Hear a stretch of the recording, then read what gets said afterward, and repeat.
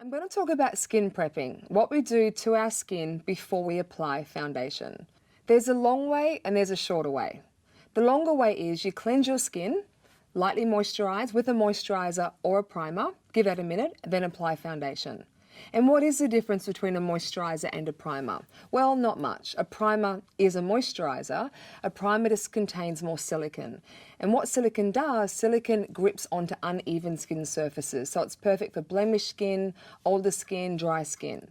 Primers claim to make foundation last longer. Is that true? Sometimes yes, sometimes no. How to test this properly is actually use a primer on one side of your face, then apply foundation to both sides, and you do the testing. Does it make your foundation last longer? I've had primers on some skins that will make foundation last up to 4-5 times longer. That same primer on a different skin doesn't make that much of a difference, so you really have to do the testing yourself. So the quicker way to prep your skin, this is perfect if you already have makeup on and you're going out at night.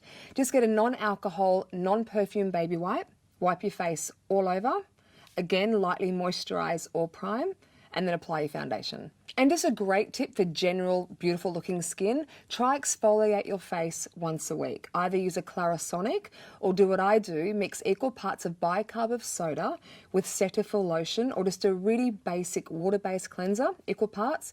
Use it all over your face and you'll have the most beautiful, smooth, glowy Victoria's Secret skin.